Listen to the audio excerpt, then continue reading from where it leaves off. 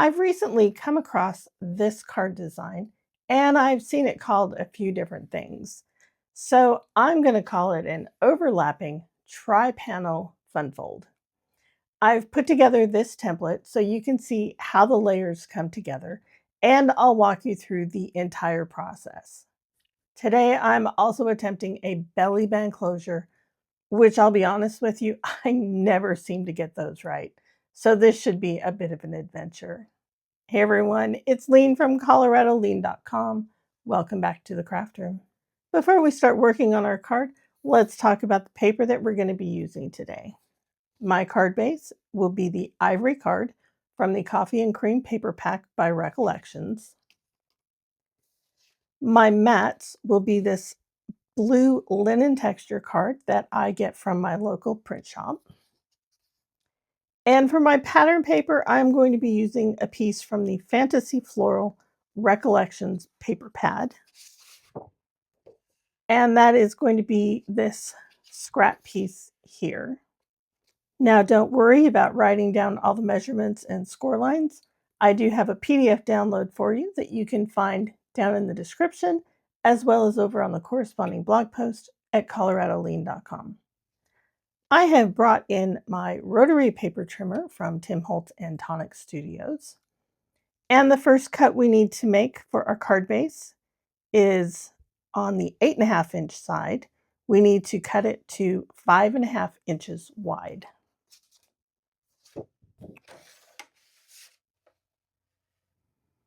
And that is going to leave us with a card base that is 11 inches long by 5.5 inches tall. I have brought in my Martha Stewart scoreboard, and on the 11-inch side, we're going to make 3 score lines. The first score line will be at 1 1/4. Our second score line will be at 5.5. And our third score line is going to be at 9 1/4. However, because of the way we're going to be folding our card, I am going to turn this over and score it from the other side. So I will score this at 9 1/4. So I'm going to fold that over and burnish that with my Teflon bone folder.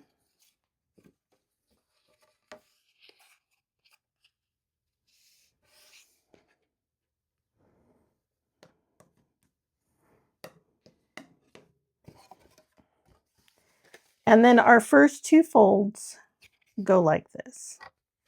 Now our third fold, because I turned it over, I'm going to fold it towards the back of the card.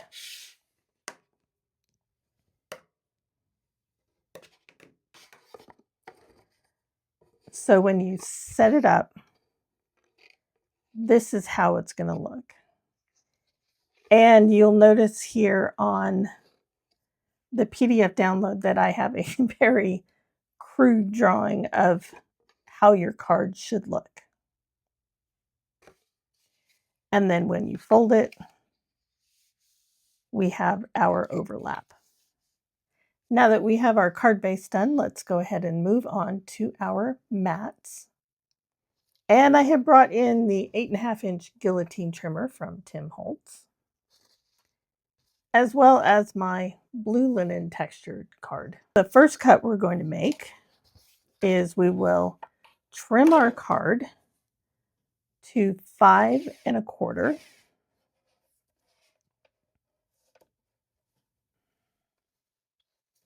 And then I'm going to need 2 pieces that are 3.5 inch wide.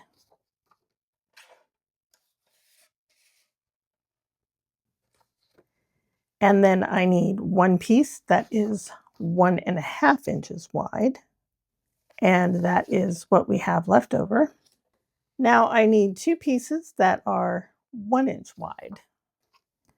So I am going to trim this piece to 2 inches wide, and then I will trim it down to the 5 1/4. I don't always have a lot of luck cutting 1 inch on this trimmer because of the guard here. So I'm going to set that one aside and bring in my little mini paper trimmer. And then I can cut this down to 2 pieces that are 1 inch by 5 1/4. So again, I have 2 pieces that are 1 inch wide by 5 1/4 inches long. I have one piece that is 5 1/4 inches tall by 1.5 inches wide, and 2 pieces that are 3.5 inches wide by 5 1/4 inches tall. Because I am working with a 12-inch wide piece of cardstock, I am going to bring my rotary paper trimmer back in. And I'm going to cut this piece to 5 1/8. Now, if you're not a fan of 1/8 inch measurements, then you can definitely adjust this so that you have a 1/4 of an inch difference between your pattern paper and your mat. I'm going to set this aside for just a moment, and I will be using this pattern paper for my belly band as well. So I am going to cut this to a 1 inch wide strip since I have my paper trimmer out. And I am measuring that at 1 inch over on the right hand side.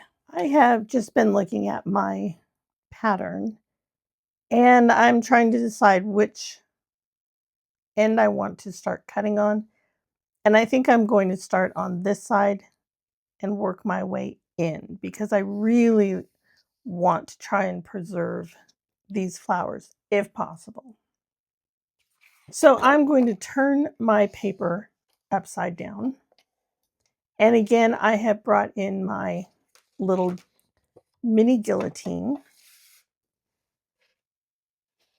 I need 2 pieces that are 7/8 of an inch wide.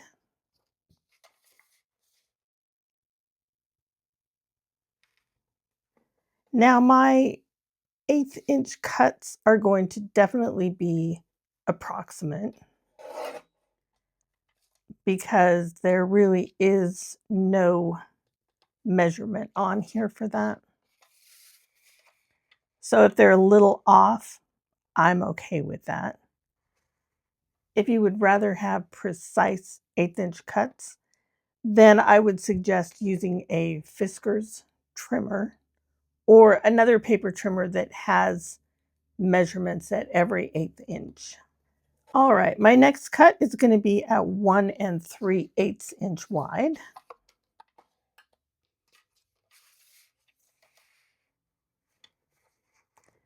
So that is a little over 1 1/4. And now I need 2 pieces that are 3 3/8 inches.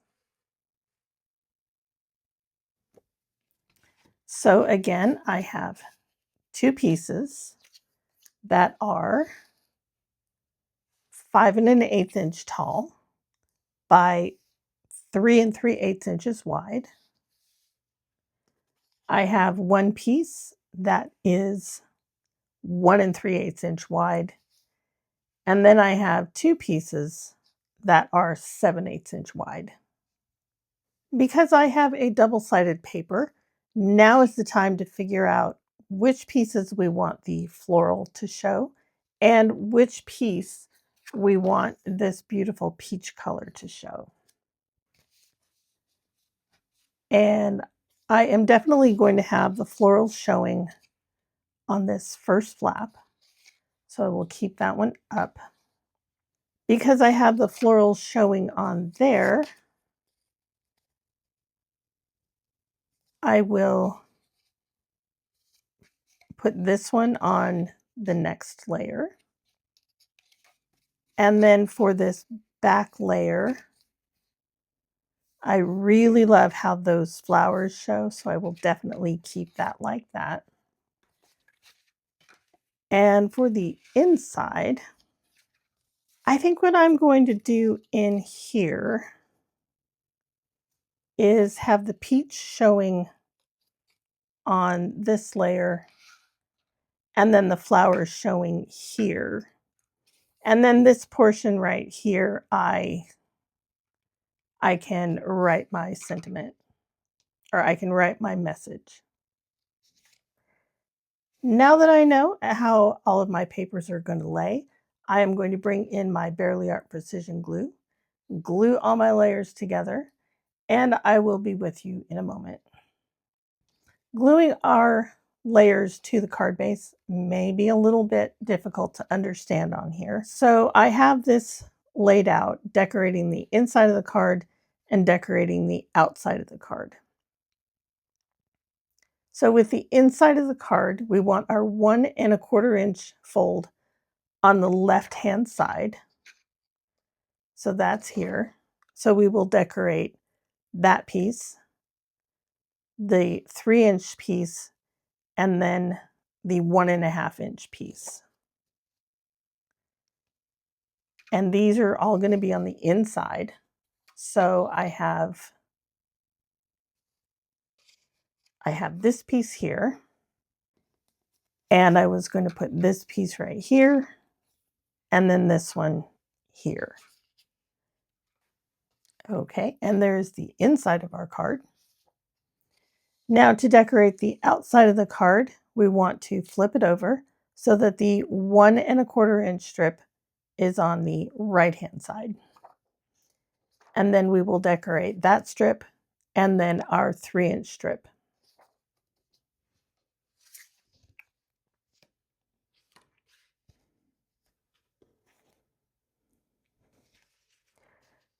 So we will decorate that like this. Okay, before my glue got too dry, I did realize that I glued this paper on upside down. Oh, I glued that one on upside down too. Dang, nabbit. That one's stuck. We'll just have to hope nobody notices that little error. So this is kind of a tricky card to put together if you have a directional paper. And I didn't do a great job. So I will redo this. So I'll pick it up like this, add the glue.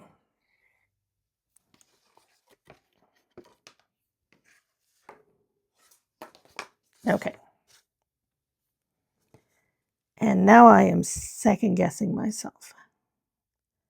Pardon my head if it got into the shot there.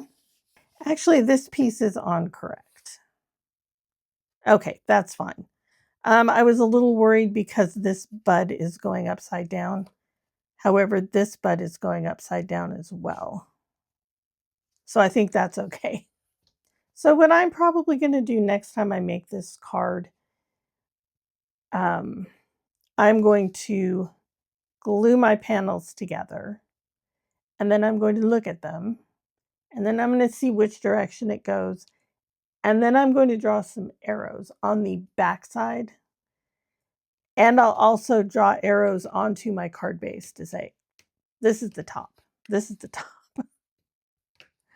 So, but it's gonna be okay. No one will be the wiser.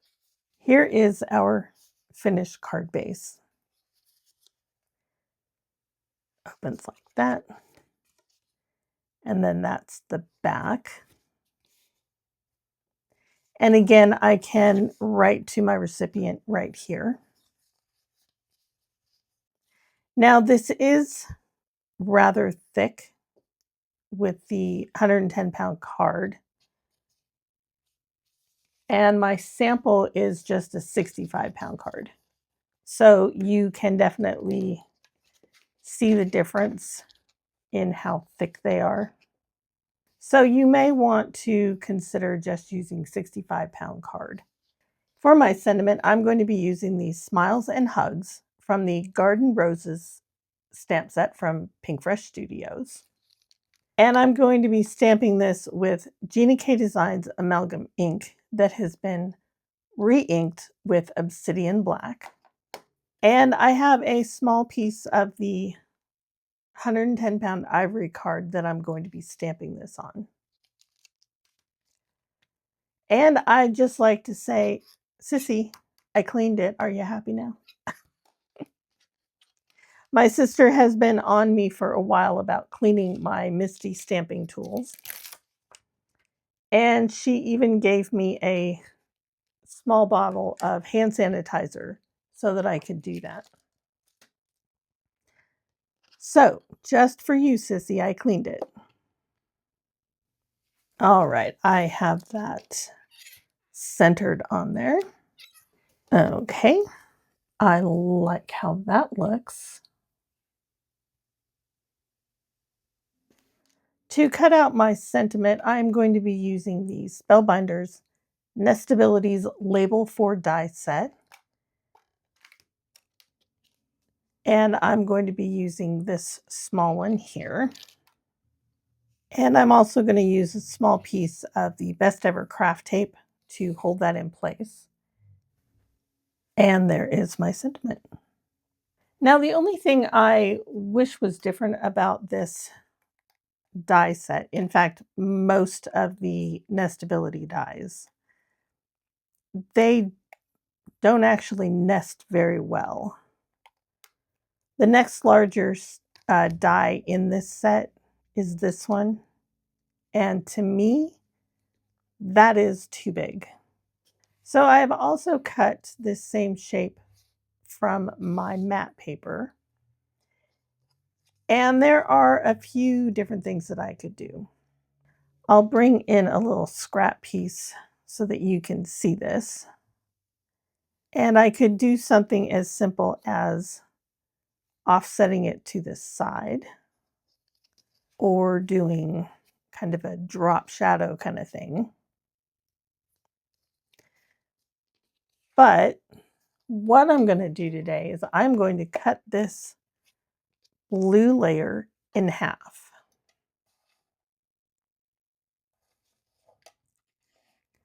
So I am going to line it up here in my mini trimmer.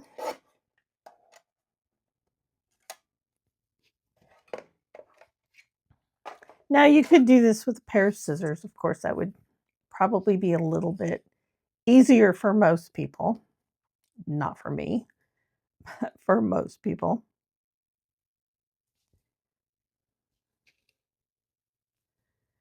And then I am going to glue these in place. Kind of like so. So that it gives the illusion of a full map behind it. I'm going to add some Barely Art glue to the back of my sentiment label. And this is not going to be perfect by any means. And I am okay with that. And then I'm going to try and get the same amount of blue showing on this side. Well, it's not quite perfect, but that's okay. All right, I guess I have put off the inevitable long enough. So let's give that belly band a try, shall we?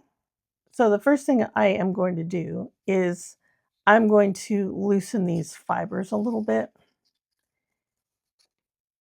And I'm going to have the peach color to the outside. So I'm going to take my bone folder and I'm just going to run it like this, like you curl ribbon.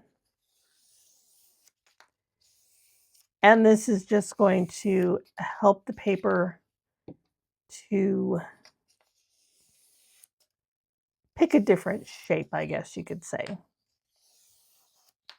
Now, every time I try and work this direction, it just completely messes up. So I'm going to set my belly band paper down, and then I'm going to turn my card over and work from the back. Now I'm going to try and line this up on my mat so that the band stays straight.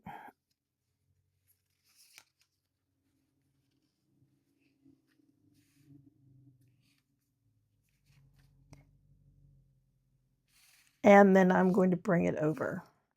Now I am pushing my card down tight, but I am not creasing this pattern paper. So then I will bring this other piece over. And I'm going to have my smiles and hugs here on the front. So I do want this extra piece here to be under my label. And the other piece is that the bottom layer of the belly band is already all the way over here. So I'm just going to bring in a pair of scissors and do my best to trim this off a little bit.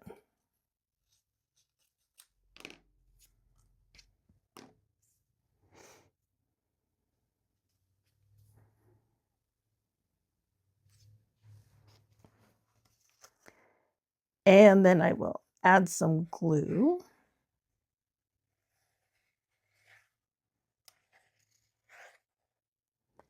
And a little bit to the end here.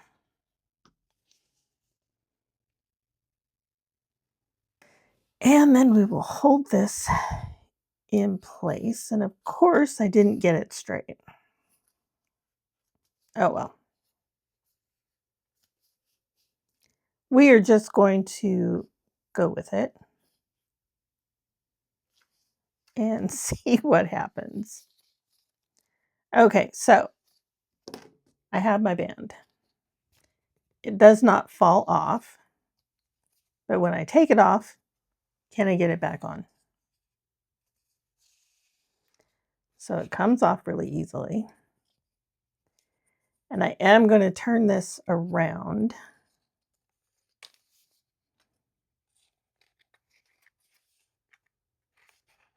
Ah, hey, what do you know? Except it's upside down. Okay, try that again, right side too.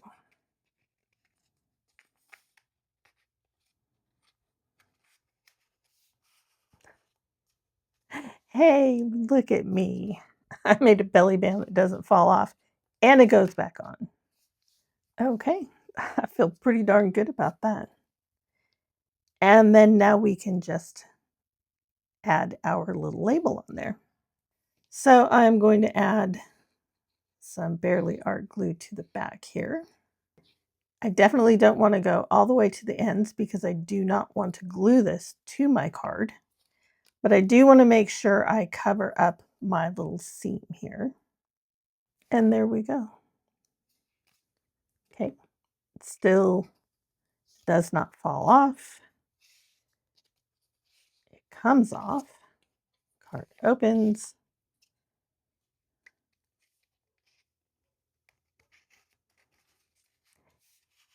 And it goes back on.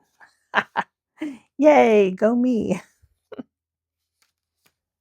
I'm really happy with how this overlapping tri-panel fun fold card came together. It is such a unique design. I think it's one your recipient will really love. One thing I'll definitely do different next time, especially with directional paper, is mark the backs of my panels and the card base with arrows to keep everything lined up correctly. And while belly bands are still not my favorite closure, I'm pretty proud of myself for figuring this one out. If you do decide to give this a try, I recommend softening the fibers of your paper with a bone folder to help start that curve, and working from the back of the card really helps as well.